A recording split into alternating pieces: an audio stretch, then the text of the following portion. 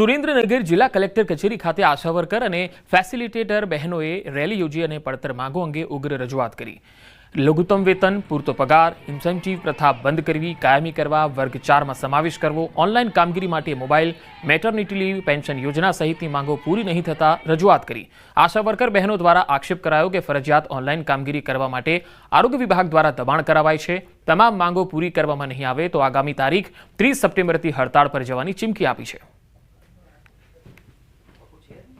આજે અમે કલેક્ટર સાહેબ ने रिक्वेस्ट करवाया छे ने आवेदनपत्र आपाया छे। आवेदनपत्र तो अमे अठवाडियामां 2 વાર आपेलुं छे। 11 तारीखे पण अमे आवेदनपत्र आपेलुं हतुं, जेमां अमारी बधी ज मांगणीओ अमे आवेदनपत्रमां साहेबने दरखास्तमां लखेली छे, तोय छतां अमारो कोई पण प्रश्न हल करवामां आव्यो नथी। आजे अमारा तमाम बहनों एटला माटे भेगा थया छे के आरोग्य विभागमांथी अमारा उपर खूब दबाण चाली रह्युं छे। ऑनलाइन कामगीरी करो। તમામ આશા વર્કર બહેનો आवेदनपत्र देवा आव्या छे के समान काम અને સમાન વેતન, લઘુત્તમ વેતન અમને આપે, ફિક્સ પગાર અમારો કરે, ઇન્સેન્ટિવ પ્રથા બંધ કરે। અમે છેવાડાના માનવી સુધી સેવા, આરોગ્યને લગતી સેવાઓ પૂરી પાડી છે, તો સરકાર અમારો અવાજ કેમ નથી સંભાળતી? ગીર સોમનાથ જિલ્લામાં વરસાદી માહોલ જોવા મળ્યો। સૂત્રાપાડા, ખાંભા પંથકમાં વરસાદના અહેવાલ છે। ટોબરા, આલીદર, હરમડિયા જેવા વિસ્તારોમાં પણ ધોધમાર વરસાદના અહેવાલ આવી રહ્યા છે। ગીર નજીકના ગામડાઓમાં પણ વરસાદ પડી રહ્યો છે। તો સૂત્રાપાડા, ખાંભા પંથકમાં વરસાદ શરૂ થઈ ગયો છે, તો ગીર સોમનાથના અનેક ગ્રામીણ વિસ્તારોમાં પણ વાતાવરણ બદલાયું છે।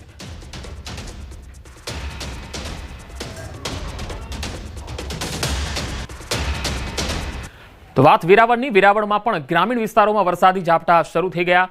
ભારે ગરમી અને ઉકળાટ બાદ વરસાદી ઝાપટા શરૂ થયા, જેમાં પંડવા, નાવદ્રા, કોડીદ્રા, ઇન્દ્રોય સહિતના ગામોમાં વરસાદી માહોલ છવાઈ ગયો। વરસાદી ઝાપટાથી ગરમીથી રાહત લોકોને મળી છે। ખેડૂતોને હજુ વધુ વરસાદની આશા છે। વરસાદ નહીં વરસે તો ખેડૂતોના પાકને પિયત આપવું પડશે।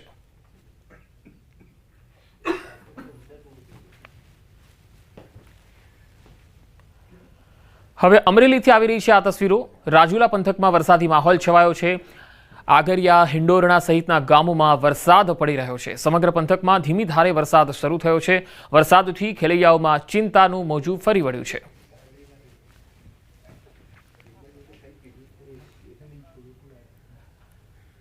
સુરતમાં ઉકાઈ ડેમની સપાટીમાં સતત વધારો થયો છે। ડેમની સપાટી 343.90 ફૂટ પર પહોંચી।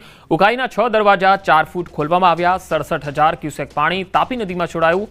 તાપી નદી પર આવેલ કાકરાપાર ડેમ પણ ઓવરફ્લો। કાકરાપાર ડેમ 5.70 ફૂટ ઉપરથી ઓવરફ્લો થયો છે। ડેમ ઓવરફ્લો થવાથી 27 ગામને એલર્ટ કરાયા છે। નીચાણવાળા વિસ્તારોને પણ એલર્ટ કરવા સૂચના અપાઈ છે।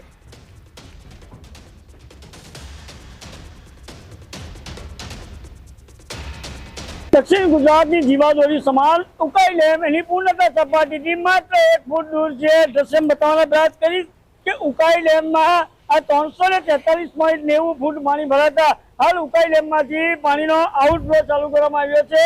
तापी नदी नी अंदर 2 कांठे वृत्ति थई छे। उकाई डैम ना 6 दरवाजा 4 फूट खोली 67,128 क्यूसेक पानी छोड़ाता हाल तापी नदी ना कांठे आवेला 27 जेटला गामोने पण वहीवटी तंत्र द्वारा एलर्ट करवामां આવ્યા છે।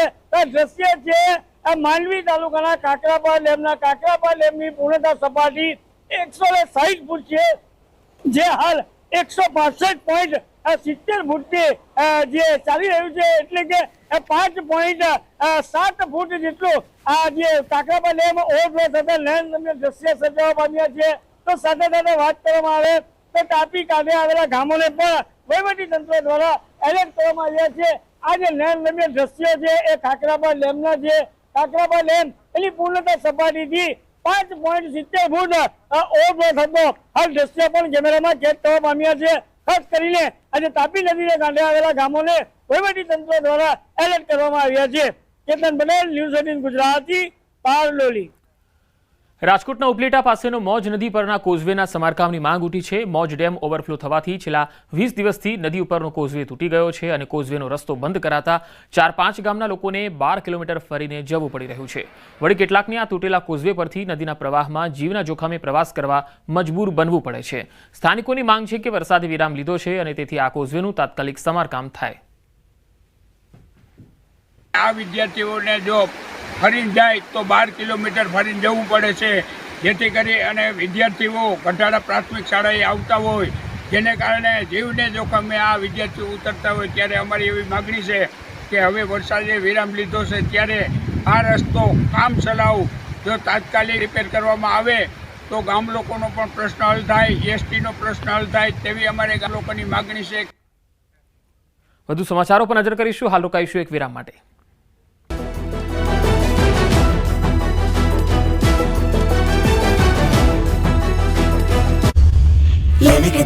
ગુજરાતમાં ભલે ચોમાસું વિદાય લેવાના મૂડમાં હોય, પરંતુ હજુ 7 દિવસ વરસાદ ગરબા રમીને જ જશે.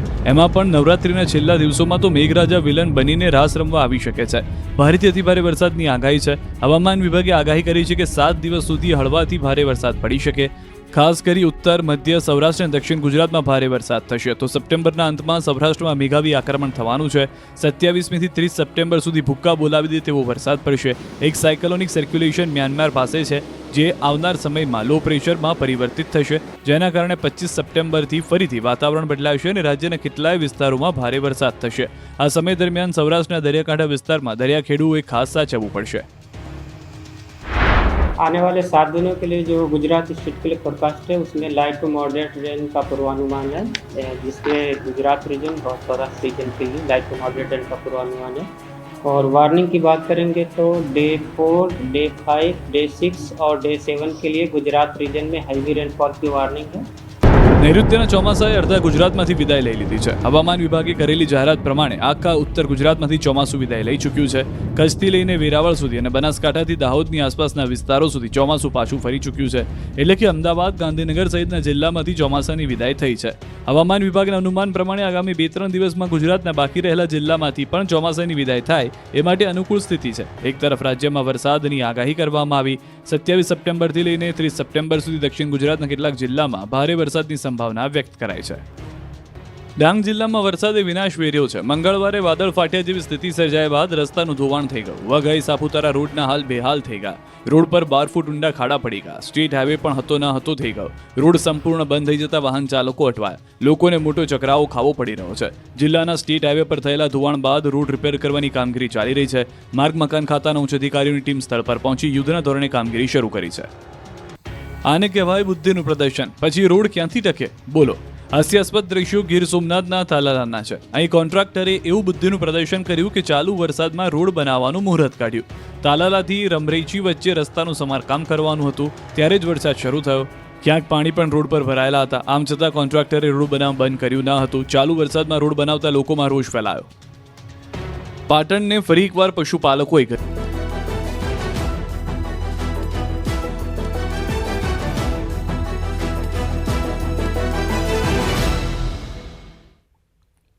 Welcome back. પ્રધાનમંત્રી મોદી અને ગુજરાતના મુખ્યમંત્રી ભૂપેન્દ્ર પટેલના